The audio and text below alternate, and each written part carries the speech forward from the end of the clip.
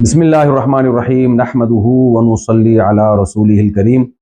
ابھی کینیڈا میں جو میرا حالیہ بیان ہوا ہے جس پہ کافی کنٹروورسی پھیلی ہے اور میرے بارے میں یہ دعویٰ کیا گیا کہ میں نے ایسے الفاظ کہے ہیں جس سے نبی صلی اللہ علیہ وسلم کی بے ادبی جھلکتی ہے یا اس میں گستاخی کا پہلو نکلتا ہے، یہ دعویٰ کیا گیا۔ تو دیکھیں، کوئی بھی مسلمان نبی صلی اللہ علیہ وسلم کی گستاخی کا، بے ادبی کا تصور بھی نہیں کر سکتا، اور میرا تو مقصد ہی دین کی دعوت کے لیے یہ جو میرے اسفار ہو رہے ہیں یہ تو نبی صلی اللہ علیہ وسلم کی تعظیم کو بیان کرنے کے لیے اور قرآن مجید کی صداقت کو بیان کرنے کے لیے، اور یہ جو میرا بیان ہو رہا تھا یہ تو تھا ہی، جو لوگ میرے بیان میں بیٹھے ہوئے تھے وہ اس پر گواہ ہیں، یہ پورا بیان ہی نبی صلی اللہ علیہ وسلم کی تعظیم، آپ کی حقانیت اور قرآن کی حقانیت کو بیان کرنے کے لیے تھا۔ لیکن میرے ہی بعض اکابر کو کچھ تحفظات ہیں کہ مجھ سے اس ٹاپک کو بیان کرنے میں، نیت اگرچہ میری ٹھیک تھی لیکن اس ٹاپک کو بیان کرنے میں الفاظ کی سلیکشن میں بے احتیاطی ہوئی ہے، تو میں اپنے ان الفاظ سے رجوع کرتا ہوں۔ مجھ سے بے احتیاطی ہوئی ہے تو میں رجوع کرتا ہوں اپنے ان الفاظ سے۔ جن لوگوں کا یہ خیال ہے کہ میری وجہ سے ان کو تکلیف ہوئی ہے تو میں ان لوگوں سے معذرت بھی کرتا ہوں، اللہ تعالیٰ سے توبہ بھی کرتا ہوں، اور اپنے ان الفاظ سے میں رجوع بھی کرتا ہوں۔ میرا جو پہلا معذرت نامہ گیا تھا اس میں ہمارے ہی بعض اکابر کو، جن میں سر فہرست حضرت مفتی عبدالرحیم صاحب بھی ہیں، جن کی ہدایت پر میں یہ دوبارہ معذرت نامہ ریکارڈ کروا رہا ہوں، تو ان سمیت دیگر میرے بعض اکابر کو کچھ تحفظات ہیں۔ تو نبی صلی اللہ علیہ وسلم کا ارشاد ہے کہ یا بنی آدم کلکم خطاؤون وخیر الخطائین التوابون، اے بنی آدم تم میں سے ہر شخص سے غلطی ہو سکتی ہے، بہترین غلطی کرنے والے وہ ہیں جو توبہ کر لیں۔ اور توبہ کے تین ہی ارکان ہوتے ہیں کہ عوام سے معذرت کر لی جائے، اللہ تعالیٰ سے توبہ کر لی جائے، اور اپنی غلطی سے رجوع کر لیا جائے، اپنے الفاظ سے رجوع کر لیا جائے۔ تو میں سمجھتا ہوں کہ توبہ کے تینوں ارکان اسی طرح پورے ہوتے ہیں۔ تو اگر میرے پچھلے کلپ سے کسی کو اطمینان نہیں ہوا تھا تو میرا خیال ہے میرے اس کلپ کے بعد اب اطمینان ہو جانا چاہیے۔ اللہ تعالیٰ ہمارے دل میں نبی صلی اللہ علیہ وسلم کی عظمت کو قائم رکھے اور قرآن کی صداقت کو قائم رکھے، اور میں اپنے لیے بہت بڑی سعادت سمجھتا ہوں کہ نبی صلی اللہ علیہ وسلم کے ناموس پر اگر میری موت واقع ہو جائے۔ بہرحال الفاظ کے سلیکشن میں مجھ سے غلطی ہوئی ہے تو میں اس پہ دوبارہ صاف لفظوں میں معذرت کرتا ہوں، اللہ سے توبہ اور اپنے ان الفاظ سے رجوع۔ جزاکم اللہ احسن الجزاء وما علینا الا البلاغ۔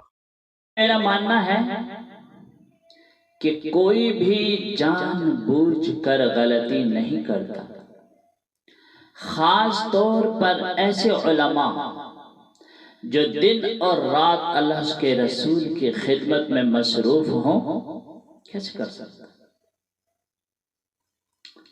لیکن ہم ایک عجیب طرح کی قوم ہے۔ میں بڑے افسوس کے ساتھ یہ بات کہہ رہا ہوں،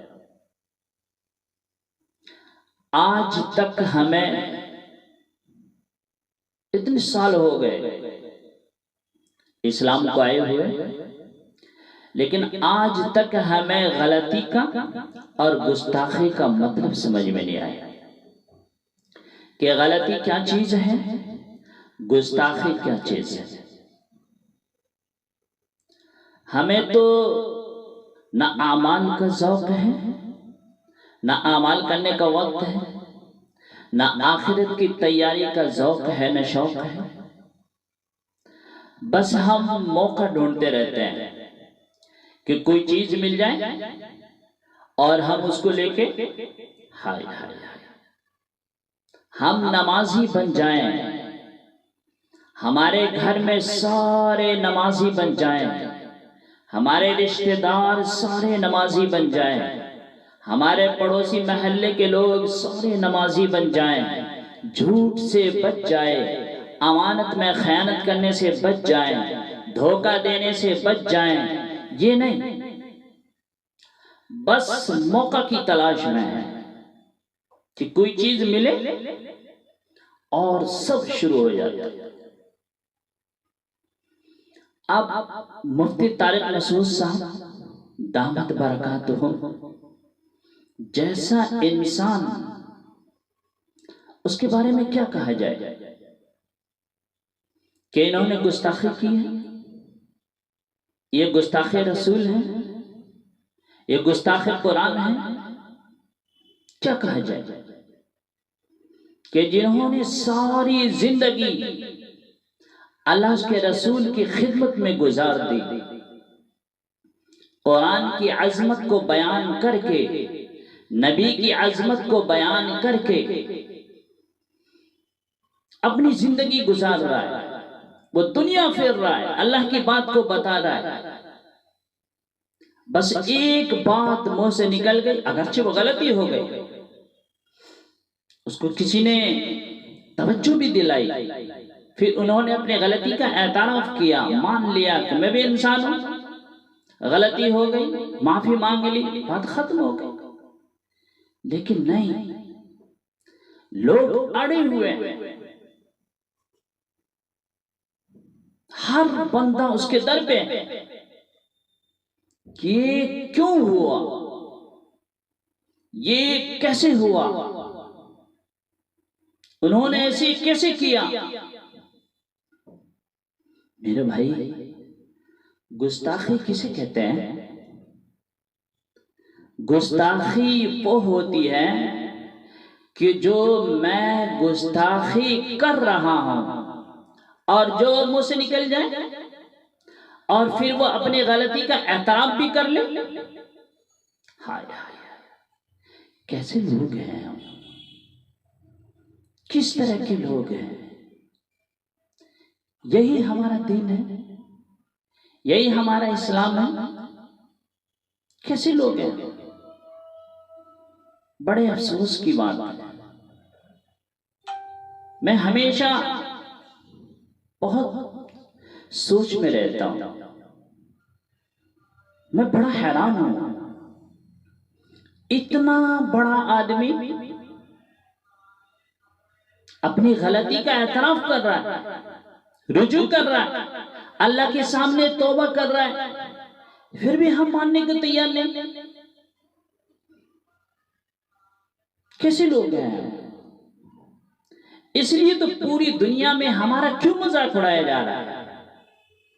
اس لیے اڑایا جا رہا ہے کہ دیکھو یہ کیا تماشا کرتے ہیں، یہ کون ہے، یہ کیسے انسان ہے۔ اس لیے کہا نا کہ ادھر ادھر کی نہ بات کر، یہ بتا قافلہ کیوں لوٹا، مجھے دشمنوں سے گلا نہیں، تیری رہبری کا سوال ہے۔ مجھے دشمنوں کی ضرورت نہیں ہے، میں اپنے لیے خود کافی ہوں، مجھے دوسرے کی کیا ضرورت ہے۔ میرے بھائیو، خوف کرو ذرا، اللہ سے ڈرو۔ اتنا بڑا آدمی ہو کے جو اللہ اس کے رسول کی خدمت میں ہمیشہ لگا رہتا ہو، اپنی غلطی کا اعتراف کر رہا ہے، رجوع کر رہا ہے، اللہ کے سامنے توبہ کر رہا ہے، پھر بھی لوگ ماننے کو تیار نہیں ہیں۔ جب توبہ کر لی تو بات ختم ہو گئی، اب کیا رہ گیا اس میں؟ لیکن اور سوشل میڈیا کا بھی دور ہے، کچھ لوگ ایسے بھی ہیں جو کچھ بول کے اپنے آپ کو مشہور بھی ہونا چاہتے ہیں کہ شاید میں کچھ کہہ دوں تو لوگ مجھے جاننے لگیں گے، میں مشہور ہو جاؤں گا، اس لیے وہ کچھ سے کچھ بول کے بدنام کرنے کے لیے وہ کچھ بھی بول سکتے ہیں۔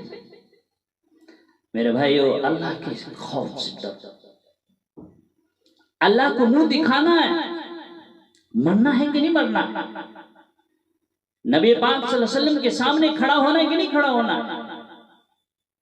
اس لیے اللہ کے سامنے تم بھی توبہ کرو، اور جو میرے بھائی ایسا کرے گا تو کہیں ایسا نہ ہو کہ وہ دوسروں کو پکڑنے کے چکر میں خود کو پکڑے جائے۔ اللہ ہمیں نیک عمل کرنے کی توفیق عطا فرمائے۔